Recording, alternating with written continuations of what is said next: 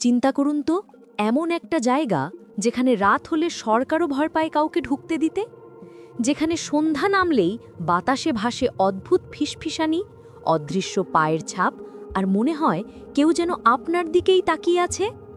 হ্যাঁ বন্ধুরা, আজ আমরা যাচ্ছি ভারতের এমন এক দুর্গে যেখানে সূর্যের আলো পৌঁছালেও রাতের অন্ধকার নিজের সাম্রাজ্য বিস্তার করে এক অশরীরী শক্তির। আজ আমরা ভানগড় দুর্গের গভীরে ডুব দেব। প্রস্তুত? তাহলে চলুন শুরু করা যাক। নমস্কার বন্ধুরা, আজকের নতুন ভিডিওতে আপনাদের সবাইকে স্বাগত। আপনারা অনেকেই ইতিহাসের গল্প ভালোবাসেন, রহস্য পছন্দ করেন, কিন্তু যখন ইতিহাস আর রহস্য এক বিন্দুতে এসে মিশে যায়, তখন জন্ম নেয় এমন এক কাহিনীর যা আমাদের ভাবাতে বাধ্য করে, সত্যিই কি এসব অলৌকিক নাকি শুধু মানুষের কল্পনা।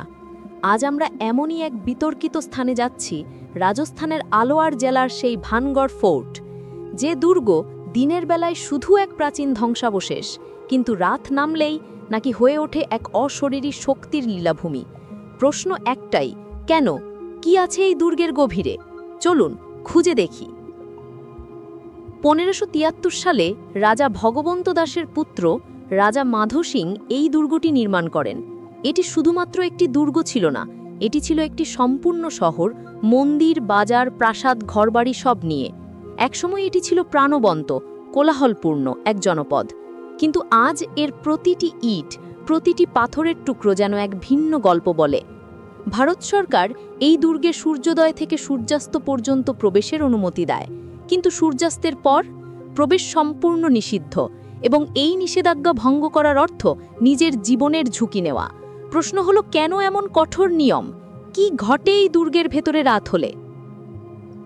ভানগড়ের ভৌতিক কাহিনীর শুরুটা হয় এক রূপকথার মতো। ছিল এক অপরূপা রাজকুমারী নাম রত্নাবতী। তার সৌন্দর্যের খ্যাতি ছড়িয়ে পড়েছিল চারদিকে, কিন্তু এই সৌন্দর্যের প্রতি মুগ্ধ হয় এক তান্ত্রিক নাম সিন্ধিয়া শেওড়া। সে ছিল কালো জাদুর সিদ্ধহস্ত। রত্নাবতীকে পাওয়ার জন্য সে এক ভয়ানক পরিকল্পনা করে। একবার রাজকুমারী রত্নাবতী তার দাসীদের সাথে বাজারে গিয়েছিলেন সুগন্ধি তেল কিনতে। তান্ত্রিক শেওড়া সেই তেলে কালো জাদু মিশ্রিত করে দেয়, যাতে রত্নাবতী সেই তেল ব্যবহার করলেই তান্ত্রিকের প্রেমে পড়ে যান। কিন্তু রাজকুমারী রত্নাবতী, যিনি নিজেও জাদু সম্পর্কে জ্ঞান রাখতেন, তিনি সেই তেলের জাদুর প্রভাব বুঝতে পারেন। তিনি সেই তেল একটি বড় পাথরে ছুঁড়ে ফেলে দেন, আর কি আশ্চর্য, সেই অভিশপ্ত পাথর গড়িয়ে গিয়ে তান্ত্রিককেই পিষে মারে।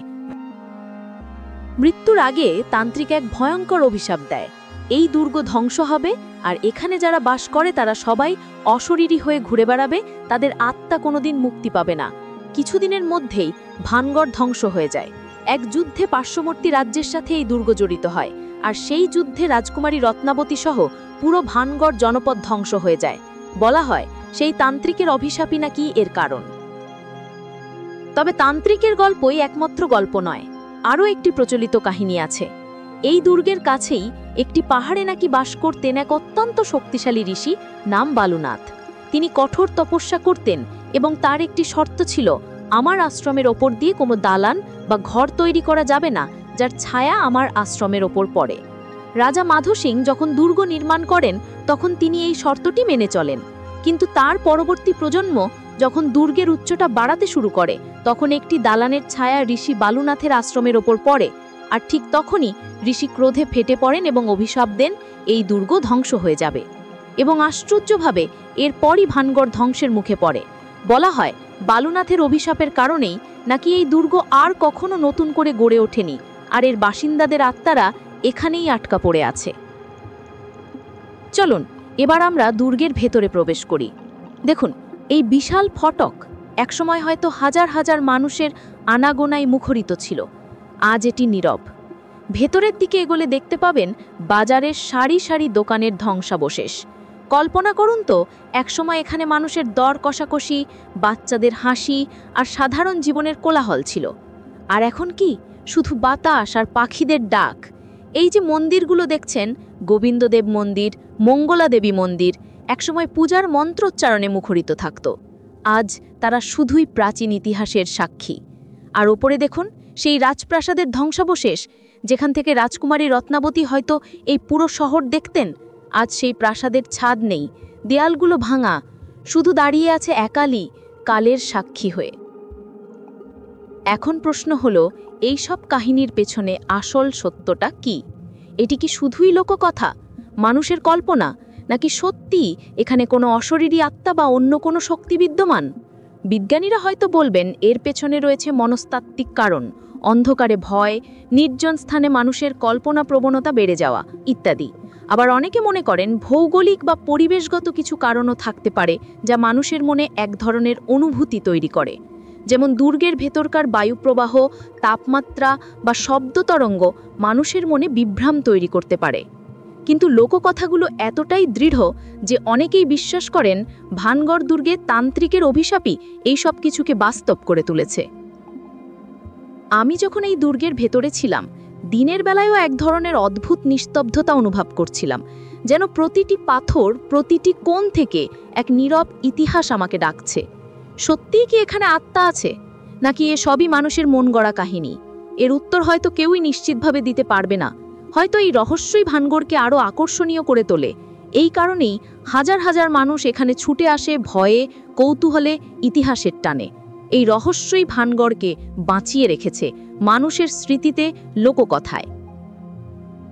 শুধু স্থানীয়রাই নয়, পৃথিবীর বিভিন্ন প্রান্ত থেকে আসা পর্যটকরাও এখানে এসে অদ্ভুত অভিজ্ঞতার সম্মুখীন হয়েছেন বলে দাবি করেন।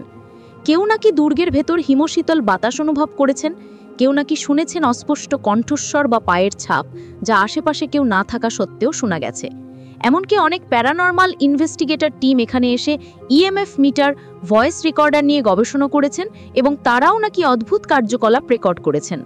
কেউ কেউ নাকি ক্যামেরায় অর্বস বা শ্যাডো ফিগার দেখতে পেয়েছেন।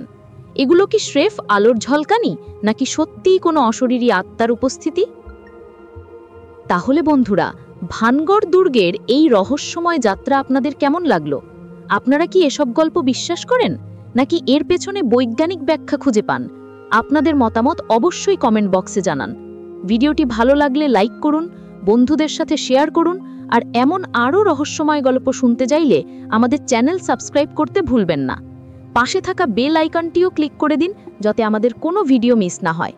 আবার দেখা হবে নতুন কোনো রহস্য নিয়ে, নতুন কোনো স্থানে। ততদিন পর্যন্ত সুস্থ থাকুন, ভালো থাকুন এবং চারপাশে থাকা রহস্যগুলোকে উপভোগ করুন। নমস্কার।